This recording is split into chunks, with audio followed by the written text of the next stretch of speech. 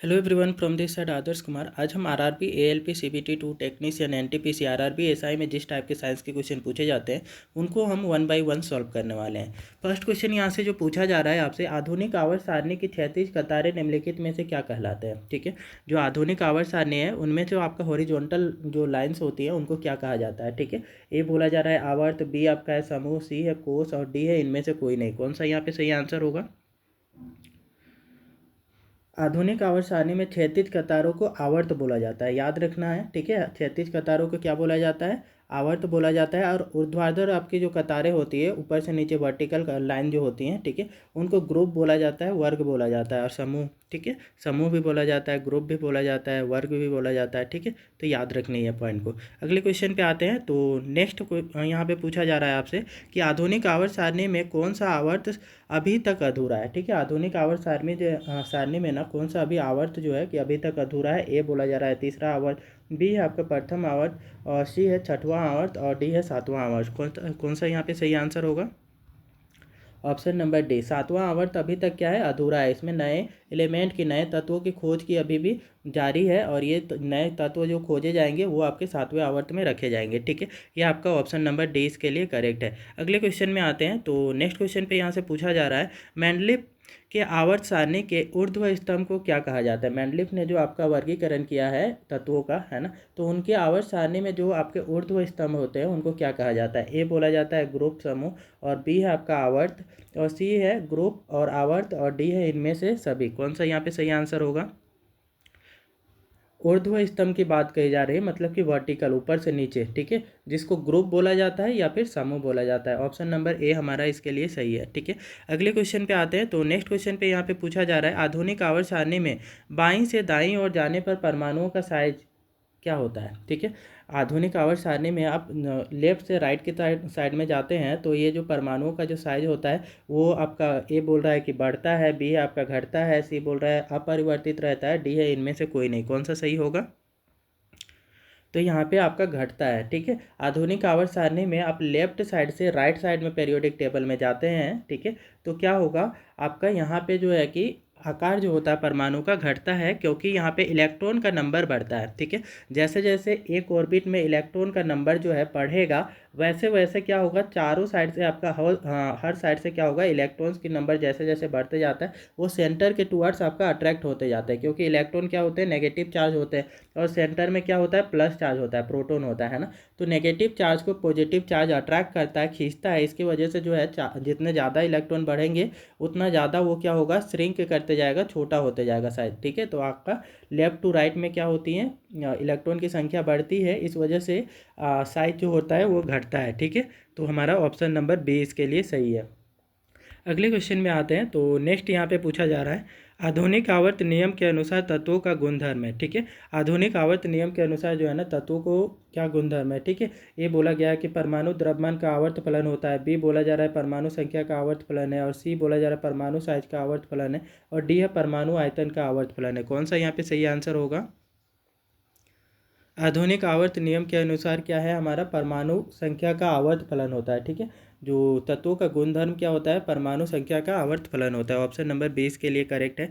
अगले क्वेश्चन में आते हैं। तो नेक्स्ट यहाँ पे पूछा जा रहा है, आवर्त सारणी के समूह एक के तत्व कहलाते हैं। ठीक है, आवर्त सारणी में जो आपके पहले समूह के जो तत्व है तो उनको क्या कहा जाता है। ए बोला जा रहा है सामान्य तत्व, और बी है आपका संक्रमण तत्व, सी है आपका क्षार धातु, और डी है आपका लेंथेनॉइड। कौन सा यहाँ पे सही होगा? क्षार धातु। ठीक है, पहले जो आपका ग्रुप होती है फर्स्ट ग्रुप, उसमें जितने भी तत्व होते हैं वो क्या होते हैं, पहले तो धातु होते हैं। ठीक है, और धातु की प्रकृति कैसी होती है, वे जो धातुएं होते हैं उनका आपका ऑक्साइड जो बनता है वो क्षारीय प्रकृति का होता है। ठीक है, तो क्षार धातु होते हैं। ठीक है, तो ऑप्शन नंबर सी इसके लिए करेक्ट है। अगले क्वेश्चन पे आते हैं। तो नेक्स्ट क्वेश्चन पे यहाँ से पूछा जा रहा है, ओजोन के एक गुण में ऑक्सीजन परमाणुओं की संख्या होती है। ठीक है, ओजन का जो है कि एक अणु में, ठीक है, ओजन का एक अणु लेते हैं तो उसमें परमाणुओं की टोटल संख्या कितनी होती है। ठीक है, ये आपका ऑप्शन नंबर ए बोल रहा है कि ए 1 होती है, बी में बोला जा रहा है 2, और सी में 3, और डी में 4। कौन सा यहाँ पे सही आंसर होगा? ओजोन के एक अणु में कितने होते हैं, तो 3 होते हैं ना। ओजोन का आपका मोलेकुलर फॉर्मूला क्या होता है, ये आपका O3 होता है, ठीक है। तो 3 अणु होते हैं ना, 3 ऑक्सीजन के परमाणु मिलकर के क्या बनते हैं, एक अणु बनता है। तो ऑप्शन नंबर सी इसके लिए सही है।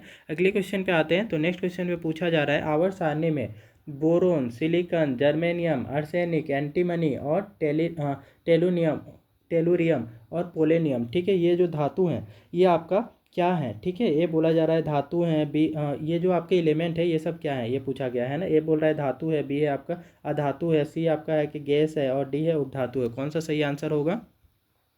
ये जितने भी तत्व हैं वो सारे के सारे क्या हैं, उपधातु हैं ना। ऑप्शन नंबर डी हमारा करेक्ट रखना है, ठीक है।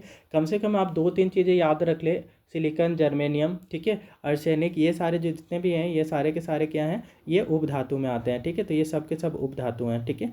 तो हमारा ऑप्शन डी इसके लिए सही है। अगले क्वेश्चन पे आते हैं। तो नेक्स्ट यहाँ पे पूछा जा रहा है, अष्टक के नियम निम्नलिखित में से किसके द्वारा प्रस्तुत किया गया है, ठीक है। अष्टक का जो नियम होता है, ठीक है, कि बाहर में के ऑर्बिट में कितने इलेक्ट्रॉन हो सकते हैं, मैक्सिमम एक इलेक्ट्रॉनिक कॉन्फ़िगरेशन में बाहर की ऑर्बिट है तो वो आपका मैक्सिमम 8 इलेक्ट्रॉन रख सकती है। ये सिद्धांत किसने दिया हुआ था, ठीक है। तो ये बोला गया है आपका लोथर मेयर द्वारा, बी है आपका मेंडलीव द्वारा, सी है डॉबरेनर्स के द्वारा और डी है न्यूलैंड्स के द्वारा। कौन सा सही ऑप्शन होगा यहाँ पे। किन्होंने अष्टक का नियम दिया था, इसको इंग्लिश में ऑक्टेट रूल भी बोलते हैं, ठीक है। ऑक्टेट रूल किन्होंने दिया था, तो न्यूलैंड्स ने दिया था, ठीक है। इन्होंने बताया था कि जब आप इलेक्ट्रॉनिक कॉन्फ़िगरेशन करते हो, मतलब कि इलेक्ट्रॉन को उसके ऑर्बिट में रखते हो, तो मैक्सिमम जो बाहर की ऑर्बिट में होगी वो मैक्सिमम इलेक्ट्रॉन कितने हो सकते हैं, 8 हो सकते हैं, ठीक है। तो ये आपका इन्होंने बताया हुआ था, ठीक है। कुछ इस प्रकार के उससे कम हो सकते हैं लेकिन उससे ज़्यादा नहीं हो सकते हैं जब वो ऑर्बिट बाहर की ऑर्बिट बन रही है, ठीक है, आउटर मोस्ट ऑर्बिट होती है, तो ठीक है, ये न्यूलैंड्स ने बताया हुआ था। अगले क्वेश्चन पे आते हैं। तो नेक्स्ट क्वेश्चन पे यहाँ पे पूछा जा रहा है, क्लोरीन के परमाणुओं की बाह्यतम कक्षा में इलेक्ट्रॉनों की संख्या कितनी होती है, ठीक है। क्लोरीन जो है उसके बाह्यतम कक्षा में जो है इलेक्ट्रॉनों की टोटल संख्या कितनी होती है वो बताना है। ए बोल रहा है 5, बी है आपका 6, सी है 7 और डी है 8। कौन सा सही आंसर होगा। ऑप्शन नंबर सी सही होगा, ठीक है। क्यों क्यों होगा तो उसको समझते हैं। क्लोरीन का एटॉमिक नंबर बताएंगे कितना होता है, तो ये 17 होता है, ठीक है। तो ये 17 होता है। अब यहाँ पे जो है कि क्लोरीन का इलेक्ट्रॉनिक कॉन्फ़िगरेशन करेंगे तो पहले ऑर्बिट में 2 इलेक्ट्रॉन आएगा, दूसरे ऑर्बिट में 8 इलेक्ट्रॉन आएगा, क्योंकि मैक्सिमम 8 इलेक्ट्रॉन रख सकता है दूसरी ऑर्बिट, और तीसरे ऑर्बिट में कितने 7 बचा है ना, 2 8 और 7 सबका 8 कितना आ गया 17, है ना। तो ये इस टाइप से बाहर की ऑर्बिट में टोटल कितने इलेक्ट्रॉन आ गए, 7 इलेक्ट्रॉन आ गए, ठीक है। तो ये 7 इस टाइप से होता है। इसको हम इलेक्ट्रॉनिक कॉन्फ़िगरेशन के स्ट्रक्चर में रखते हैं तो पहले ऑर्बिट में 2 इलेक्ट्रॉन रख देते हैं, दूसरी ऑर्बिट में टोटल 8 इलेक्ट्रॉन रखते हैं आप, ठीक है, कुछ इस प्रकार से। और बाहर की जो ऑर्बिट बनेगी उसमें आपका टोटल कितने इलेक्ट्रॉन रखेंगे, टोटल आपका 8 to 10 तो यूज हो गया, बचा है आपका 7। तो 7 आपका सिर्फ बाहर के इलेक्ट्रॉन ऑर्बिट में आपका कुछ इस प्रकार से होगी, ठीक है। तो यहाँ पे यही पूछा गया है कि क्लोरीन के जो बाहर की ऑर्बिट होती है उसमें टोटल कितने इलेक्ट्रॉन होते हैं, तो 7 होती हैं, ठीक है। अगले क्वेश्चन पे आते हैं। तो नेक्स्ट क्वेश्चन पे यहाँ से पूछा जा रहा है, आवर्त में इलेक्ट्रॉन त्याग करने की प्रवृत्ति कैसी होती है, ठीक है। आवर्त में जो होती है कि एक आवर्त में जाते जैसे कि हॉरिजॉन्टल लाइन होती है, तो हॉरिजॉन्टल लाइन जो पीरियोडिक टेबल में है उसमें जो इलेक्ट्रॉन त्याग करने की प्रवृत्ति कैसी होती है। ए बोला जा रहा है स्थिर रहती है, बी है क्रमानुसार बढ़ते हैं और सी है क्रमानुसार घटते हैं और डी है कभी घटता है कभी बढ़ता है। कौन सा सही आंसर होगा।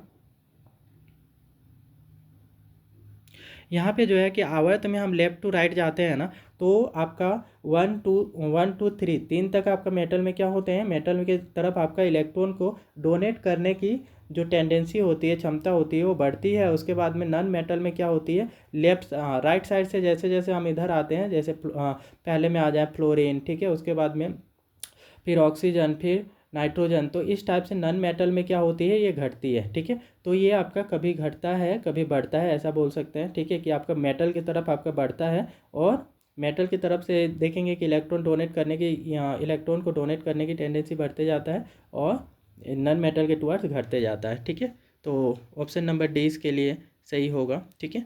अगले क्वेश्चन में आते हैं। तो नेक्स्ट क्वेश्चन पे यहाँ से पूछा जा रहा है, आवर्त सारणी के प्रथम वर्ग के सदस्य हैं, ठीक है। आवर्त सारणी के जो प्रथम वर्ग हैं उसके सदस्य क्या होते हैं, ठीक है। ये बोला गया है कि अम्लीय धातु, बी है आपका क्षारीय धातु, सी है अक्रिय गैस और डी है मिश्र धातु। कौन सा सही आंसर होगा। आवर्त सारणी के जो आपका पहले ग्रुप के जो आपके तत्व हैं ना वो क्या होते हैं, ये क्षारीय धातु होते हैं, ठीक है। इसको अभी भी डिस्कस किए हुए थे। अगले क्वेश्चन में आते हैं। तो निम्नलिखित में से कौन अक्रिय गैस है, इनमें से आपका 4 ऑप्शन दिए गए हैं, इनमें से कौन एक अक्रिय गैस है वो बताना है। ए बोल रहा है कार्बन, बी है हीलियम, सी है चांदी, डी है हाइड्रोजन। कौन सा सही आंसर होगा। अक्रिय गैस बताना है, ठीक है। तो ये आपका हीलियम होता है। हीलियम की जो है कि इसका अपना डुप्लेट कंप्लीट होता है, इसका एटॉमिक नंबर 2 होता है, परमाणु संख्या 2 होता है, और पहली ऑर्बिट में 2 ही इलेक्ट्रॉन रह सकते हैं। तो ये आपका क्या है, पूरी तरीके से डुप्लेट इसका कंप्लीट है। इस वजह से ये इनर्ट गैस होता है, ठीक है, अक्रिय गैस होता है, किसी के साथ अभिक्रिया नहीं करता है, ठीक है। बाकी के जितने हैं वो क्या करेंगे, रिएक्शन करते हैं, ठीक है। तो ऑप्शन नंबर 20 के लिए करेक्ट है। अगले क्वेश्चन पे आते हैं। तो नेक्स्ट पूछा जा रहा है मेंडलीफ आवर्त नियम के तत्व वर्गीकरण का आधार है। मेंडलीफ ने कौन से आधार पे आपका तत्वों का वर्गीकरण किया हुआ था। ए बोला गया है परमाणु त्रिज्या, बी आपका परमाणु घनत्व, सी है परमाणु संख्या, और डी है परमाणु द्रव्यमान। कौन सा सही आंसर होगा, परमाणु द्रव्यमान, ठीक है। मेंडलीफ ने जो आपका वर्गीकरण किया हुआ था उसका जो कौन से बेसिस पे किया हुआ था, तत्वों के परमाणु द्रव्यमान के बढ़ते क्रम में उन्होंने अरेंज किया हुआ था, है ना। जैसे जैसे उसका परमाणु द्रव्यमान बढ़ रहे थे वैसे ही उन्होंने आपका सीक्वेंस में रखा हुआ था, ठीक है। तो ये ऑप्शन नंबर हमारा डी इसके लिए सही है। इसी टाइप से हमने टोटल आपका 14 क्वेश्चन को छोटे से वीडियो में कवर किए। तो यदि आपको ये वीडियो अच्छा लगा है तो कृपया वीडियो को लाइक करें, शेयर करें और चैनल को सब्सक्राइब कर लें।